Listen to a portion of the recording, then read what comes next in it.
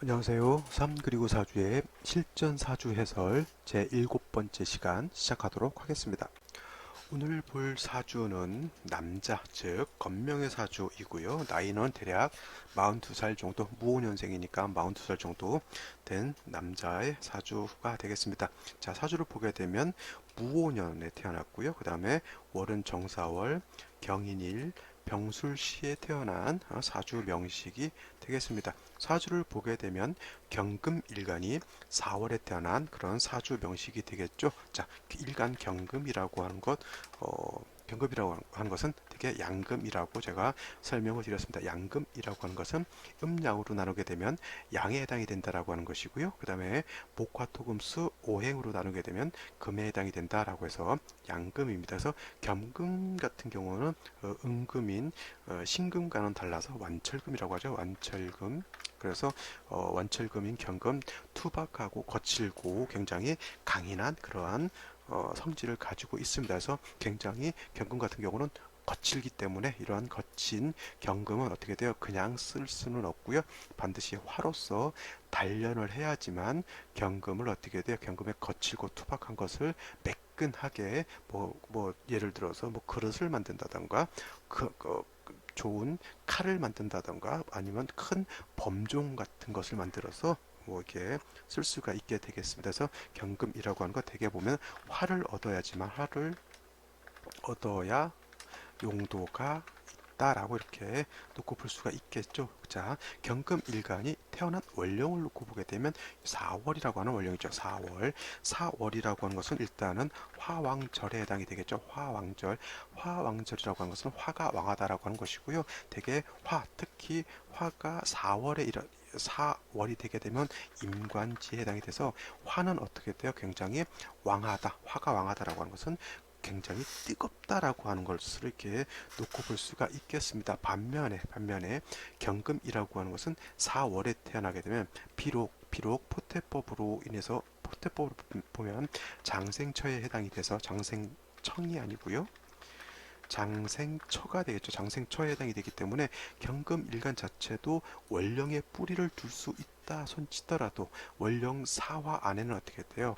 병화라고 하는 칠사를 가지고 있어서 경금이 원령의 뿌리를 둔다 하더라도 나를 극하는 화가 더 왕하기 때문에 경금 자체가 어떻게 돼요?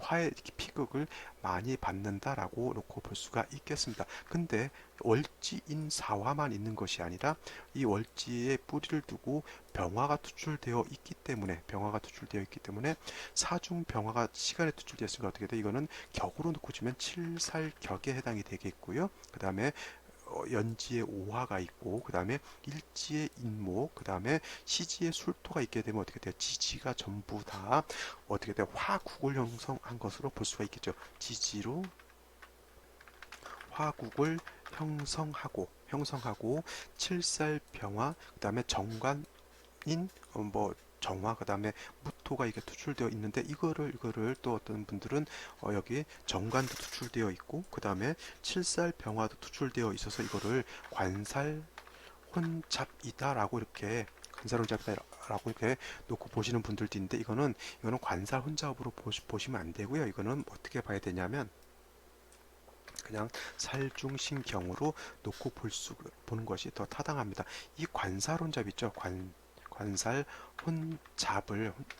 혼잡을 불론하는 그런 경우가 있어요.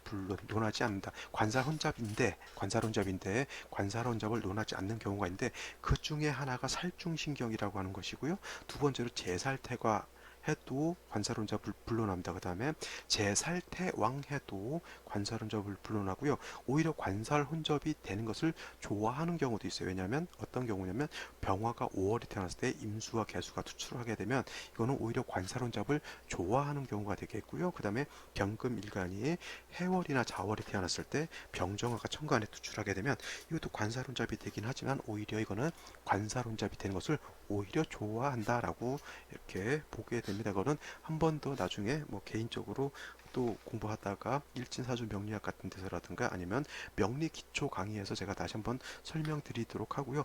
여기서는 이제 그 상세한 설명은 그냥 다음으로 미루도록 하겠습니다. 자, 경금일간이 4월에 태어나서 5화를 보고요. 또 인을 보게 되고 그 다음에 술을 보게 되면 거의 인, 오, 술, 화국을 짓는 거하고 똑같고요. 4, 5 하게 되면 지시로 완전히 이거는 불바다를 이런 거하고 똑같은데 거기다 대고 정화, 병화까지 투출하게 되면 이거는 거의 뭐 단명할 수도 있는 그런 좀 위태위태한 그런 사주가 될 수도 있습니다. 이런 경우 어떻게 돼요? 대개 보면 종살격을 지을 수도 있는데 종살격, 그러니까 일간을 버리고 살로 종하는 것으로서 이렇게 볼 수도 있겠지만 무토가 여기 투출되어 있고요. 일단 경금이라고 하는 것이 아까도 말씀드렸지만 원령에 통근할 수 있고요. 그 다음에 술에도 통근할 수가 있기 때문에 이와 같은 경우는 그냥 부득이하게 그냥 무토를 용신으로 쓸 수밖에 없어요. 무토는 건토이기 때문에 경금을 생조해주는 공력은 없다 하더라도 화가 직극하려고 하는 것을 그냥 간신히 무토로서 방비해주는 그러한 그냥 사주 명식인데 좀 이렇게 좀 뭐라 그럴까 살인상생이 된다 하더라도 결코 좀 좋은 그런 사주 국세는 아니다라고 하는 것이죠. 어렸을 때 이 사주가 3대운이기 때문에 굉장히 무오대운, 기미대운 때는 어떻게 돼요? 무오대운도 화가 왕한 대운에 건토, 마른 땅이 이렇게 투출되어 있고요. 그나마 기미대운 때는 천간 기토가 어떻게 돼? 이거는 약간 습토로 볼 수가 있기 때문에 기토를 약간 생조해 줘서 잠깐은 좋았을지 모르겠지만 무오기미 대운 자체가 이렇게 썩 좋은 대운은 아니다라고 하는 것은 이렇게 눈으로 봐도 알 수가 있겠죠. 그래서 이 사주 자체가 굉장히 일간은 약하고 화인 칠살이 굉장히 왕하지 않아서 굉장히 편고한 한쪽으로 많이 치우쳐져 있는 그런 사주가 되겠습니다. 근데 이 사주의 주인공이 뭐가 궁금하냐면 나이가 한 40 넘었잖아요. 42살 정도 됐는데 아직 미혼이라고 합니다. 미혼이라고 하는 뜻은 결혼을 아직 못했다라고 하는 뜻이고요. 많이 좀 외로운 형편, 즉 처지에 있는 걸로 이렇게 얘기를 합니다. 자, 사주 자체가 어떻게 돼요? 굉장히 조열하게 뜨거우면 어떻게 돼요? 주변이 어떻게 돼요? 나한테 호의적이지 않는 그러한 여건들만 있다라고 하는 것이잖아요. 그 다음에 무호기미 대운 때 어렸을 때 형편도 많이 좀 힘들고 많이 외롭고 쓸쓸했다라고 이렇게 보여질 수가 있는 겁니다. 근데 현재 대운 같아서는 42살이다라고 하면은 어떻게 돼요? 지금 당장 신유 대운 중에 있을 겁니다. 신유 대운 중에 있을 것이고 연으로는 현재 기해년이 해당이 되겠죠. 그렇다고 보면은 잘 보시면 선생님 이때는 힘들었다 하더라도 경신대운이라든가 현재 신유대운 같으면은 그래도 좀 나아지지 않았겠습니까? 그러면 경신대운에 왜 결혼을 하지 못했을까요? 그 다음에 한 가지 더 물어보면 어떻게 돼요? 경인일주라고 하는 것은 일지의 임목, 즉 배우자궁에 남자니까 배우자궁에 편재인 재성이 있기 때문에 되게 경인일주 같은 경우는 남자 같은 경우는 처덕이 있다라고 이렇게 기본적으로 볼 수가 있는데 왜 이 사람은 결혼을 못했을까요? 이렇게 물어볼 수가 있겠죠. 자, 무호기미 대운 때는 사주 자체가 굉장히 조열하고 뜨겁고 해서 경금 자체가 좋은 요건은 아니었는데 자, 경신대운이나 신유대운 자체를 놓고 보더라도 경금일간이 뿌리가 약한 중에 경신, 신유대운 금이 오게 되면 좋을 것 같지만 이 금만 있어서는 안 되는 거고요. 이 왕화를 절제시켜 줄 수 있는 수도 같이 와야지만 이 왕화를 시켜 줄 수가 있는데 경신신유하게 되면 수의 기운은 좀 대운에서 어떻게 돼요? 많이 없잖아요. 그다음에 경신과 신유가 들어오게 되면 왕화가 사주 전반이 굉장히 뜨겁죠. 이러한 왕화가 경신금을 이렇게 모두 직극하게 되면 어떻게 돼요? 대운이나 세운에서 나와 같은 비경겁제가 나를 도와주려고 하는데 내 주변에 있는 화들이 어떻게 돼요? 나를 도와주러 오는 비경겁제를 갖다가 어떻게 돼요? 공격하는 그러한 현상이 나타나는 거죠. 예를 들면 좀 이렇게 예를 들어볼까요? 북파공작원들이 있습니다. 북파공작원들 아니면은 이제 영화 같은 걸 보게 되면은 적지에 들어가서 람보 같은 그런 사람이 적지에 들어가서 적군을 막 물리치고 이제 혼자 이게 좀 몸도 좀 다치고 해가지고 거기를 탈출하려고 하는데 뒤에서 어떻게 돼요? 적군들이 막 쫓아옵니다. 또 쫓아오는데 나를 구해주려고 하는 아군들하고 딱 이제 만나서 딱 도망을 가려고 하는데 어떻게 돼요? 적군이 나를 도와주려고 하는 아군들은 어떻게 돼요? 공격하는 거고 똑같죠. 그 다음에 이렇게 뭐 사신 합수도 할 수 있겠지만 뭐 인신충이 될 수도 있겠고요. 유금 같은 경우, 신금 같은 경우는 어떻게 돼요? 화가 왕해지게 되면 경금인 양금과는 달라가지고 금방 녹아버릴 수도 있다라고 하는 겁니다. 그래서 결국 경신대운, 신유대운이 오히려 이 사람한테는 좀 좋은 호운이었다. 고 볼 수가 있겠지만 수기운이 없어서 약해서 저 왕화를 절제시켜 못한 것이 오히려 화금상전을 불러 일으켰다 볼 수가 있는 거죠. 화하고 금이 서로 싸운다라고 하는 겁니다. 그래서 좋을 것 같지만 사주 자체가 이렇게 쏙 좋지 않았다라고 이렇게 볼 수가 있는 것이고요. 그 다음에 이제 신유대운이 이제 올해로 마지막입니다. 올해로 마지막이고 올해가 지나가게 되면 이제 43살부터 되게 돼요.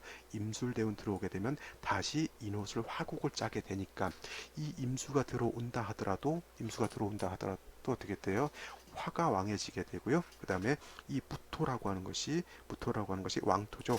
왕화가 생해주는 무토이기 때문에 이 무토가 임수를 파해버리면 수가 들어온다 하더라도 어떻게 돼? 오히려 안이 오는 것만 못한 그러한 현상이 나타날 수 있다라고 보여지는 것이죠. 그래서 매우 좀 안타까운 그런 사주가 아닐 수 없죠. 좀 본인 스스로는 아예 그냥 사주상으로 진짜 뭐 결혼해서 내지는 이렇게 누군가랑 같이 살 수 없는 좀 외로운 팔자라고 그냥 한다라고 하면 그냥 포기하고 그냥 자기 일 열심히 해서 살라고도 이렇게 마음을 먹고 있는 분인데 이렇게 좀 좋은 얘기를 하면 사주를 상담하고 좋은 얘기를 한다라면 모를까 이렇게 조금 뭐라 그럴까 좀 긍정적인 답변이 나오지 않은 경우들도 좀 왕왕 있는 것이 어떻게 보면 사주를 상담하는 입장에서는 좀 매우 좀 마음 아픈 현실이 아닌가 이런 생각이 듭니다. 이 사주 같은 경우는 너무도 편고한 것이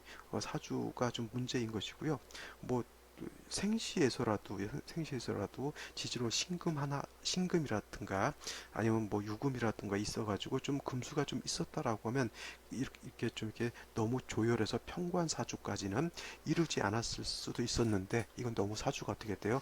편고함이 너무 지나친 사주다라고 이렇게 볼 수가 있겠습니다. 자, 어쩔 수 없는 것이고요. 뭐 그냥 이렇게 그러면 제일 좋은 것 이런 거죠. 뭐 어디서 보면 뭐 개운법해서 어떻게 개운하게 되면 잘 먹고 잘 살 수 있을 것이다라고 이렇게 보지만 가장 좋은 개운법은 뭐냐면 마음을 비우는 겁니다. 그래서 우리 절에서도 이런 말 있죠. 오는 사람 막지 말고 가는 사람 잡지 말자.